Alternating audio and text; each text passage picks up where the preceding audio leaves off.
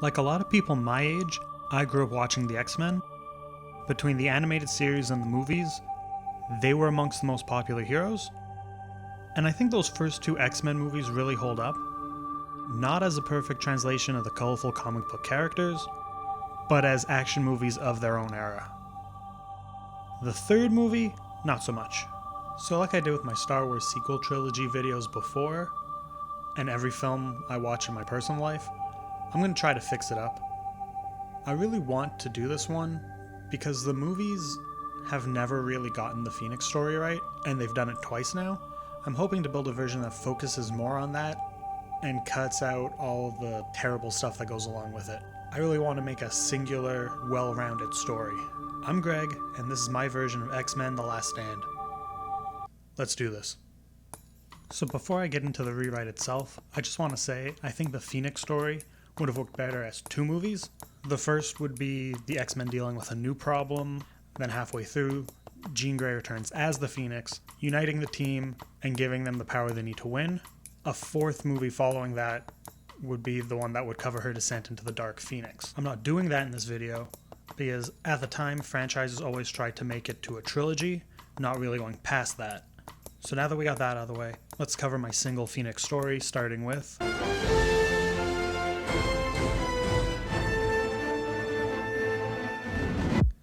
So we open with the characters in the new status quo. The current X-Men team is led by Storm, with Wolverine as her second, and Rogue, Colossus, Kitty Pryde, and Iceman filling out the roster. We start with them dealing with stopping some of Magneto's people, like Mystique, Pyro, Sabretooth, and they end up getting away. The X-Men here have solidified themselves as a working team though, and you can see how they run through basically everything. Then we go back to the school and find out Cyclops has really lost it since Jean died. He doesn't go on missions or teach classes. He just mopes around being all 2006 emo. Nobody can really get through to him. It's a real breakdown of his character from the first two. We get a scene where Professor X is doing his cerebro thing, and he catches a glimpse of Jean somewhere. He's shocked and calls out to the team. Everyone is also in shock, confused, and they just don't understand how this could happen and how he could only really see her for a split second. Cyclops immediately wants to go find her. Wolverine tries to talk him down, thinking that it was just a mistake. We really see in this how Wolverine in this movie is dealing with Jean's death by just focusing on the here and now, where Cyclops is dwelling. Wolverine looks at him and says, "I know you want her back. So do I. But she's gone. We have to move on." Obviously, Cyclops immediately runs off to find her. I don't want her to be at Alkali Lake, like in X3. I want her to be in some densely populated city, maybe in Europe or Asia, to make this a little more international than the other two. She won't immediately recognize him. Her memory is really foggy.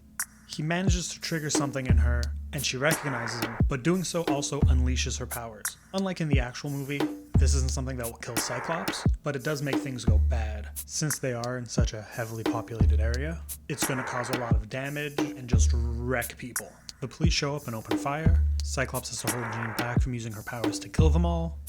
They end up running and get picked up by the other X-Men who came to get them when they picked up Jean's powers being used.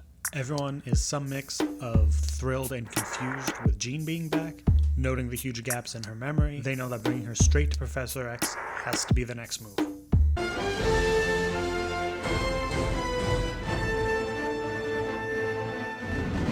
So this is where we really get into the meat of the character drama that we want from an X-Men movie. Cyclops is protective of Jean, treating her with kid's gloves, and she plays to that to get anything she wants from him.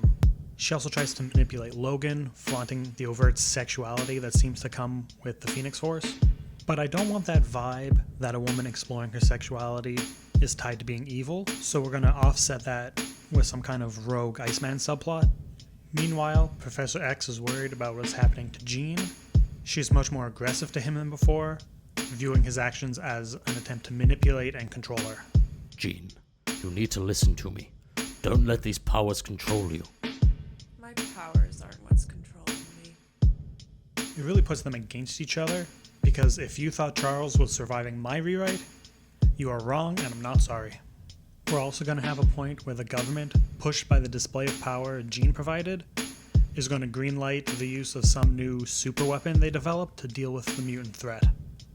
I think a Sentinel would be best, but knowing the early 2000s action movies, it would probably end up being armored infantry with some kind of fancy new guns.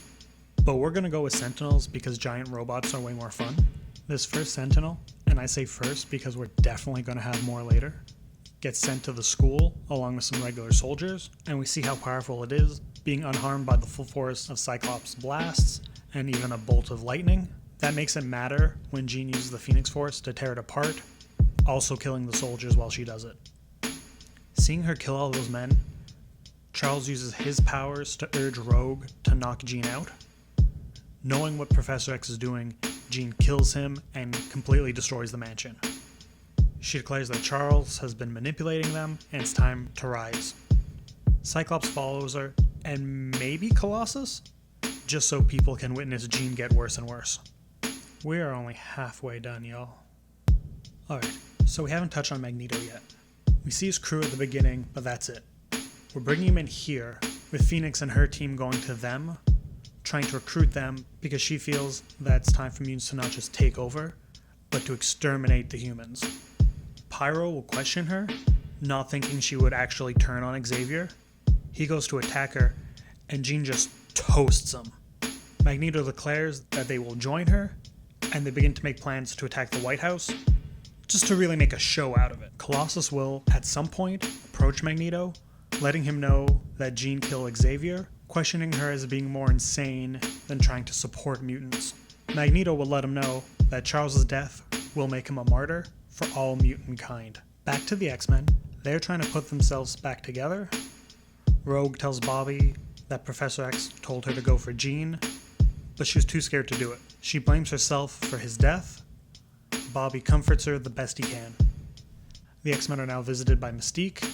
No disguises, no tricks, warning them about the plan to attack the White House and wipe out the last Sentinels that are guarding the president. Storm doesn't know if they can trust Mystique until they see an emergency news report. Jean has traveled to Paris and destroyed the Eiffel Tower. She gives a speech to the camera person on the scene before eradicating him. The human race is over. All will bow before the Phoenix, and all will perish.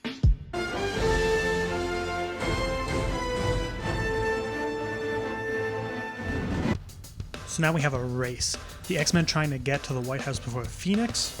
On the way, they get intercepted by Magneto and his people. The two sides argue, and it seems like they might sway Magneto, but before they can, they're attacked by the Sentinels. We get a huge battle. These three sides throwing down, giving us stuff like Sabretooth and Wolverine teaming up, and Magneto throwing a Sentinel into a whirlwind. Just some rad mutant versus robot fun. But then, Jean shows up. She's making a beeline straight for the White House, blasting any Sentinels or mutants that get in her way. Storms are going to come in trying to hold her off, using just all of her power to try to keep Jean back, but is quickly losing ground. We push in on Rogue, seeing her inner turmoil. She makes up her mind and turns to Iceman. He understands what he has to do for her and starts to make a ramp for her to run up. Jean sees this and starts taking shots at Rogue and the ramp. But this divides her attention, giving Storm an opening. She takes it, and we think she's taken Jean out. But she didn't. Jean strikes back, blasting Storm out of the sky. But Jean's dazed when she does this, and it doesn't kill Storm. And now Rogue has her own opening, and she starts using her powers to try to drain Jean. Cyclops screams, shooting at Rogue. He misses because Wolverine tackles him, pinning him down. Wolverine echoes what he said to him before. You can't save her. She's already gone. She's been gone for a long time. In the sky, Rogue can barely hold on. The Phoenix Force is overwhelming her. Jean starts to weaken, and Cyclops, who finally understands what movie he's in, shoots her down. The characters crowd together. Jean didn't survive the shot, and Rogue has died as well. Her body had been too overwhelmed by the power. We get like a big blast of Phoenix-shaped energy bursting out of the two of them and shooting off into space. Fade to the grounds of the school. They have graves set up for all the mutants who died on both sides. Magneto's Brotherhood and the X-Men all stand together. We pan up over them, seeing that the school is being rebuilt, and we end with a voiceover from Professor X, similar to the ones we hear in prior films. Mutant, the next stage of human evolution. But as we evolve, we must not lose our humanity. It has always been, and always will be, the key to our survival as a species. Alright, so that was my take on X-Men The Last Stand, although I'd rename it something like X3 Phoenix Rising, because I don't like when movies change their naming scheme in the middle of the franchise. I'm looking at you, John Wick. So I hope you guys enjoy my rewrites, because I plan on doing more of these. I got a whole bunch on the schedule. Yeah, and a big shout out to my friends who were willing to help out and do some voices in this video. I'm going to have links to their stuff in the description, so you can check them out if you haven't. Have a good one.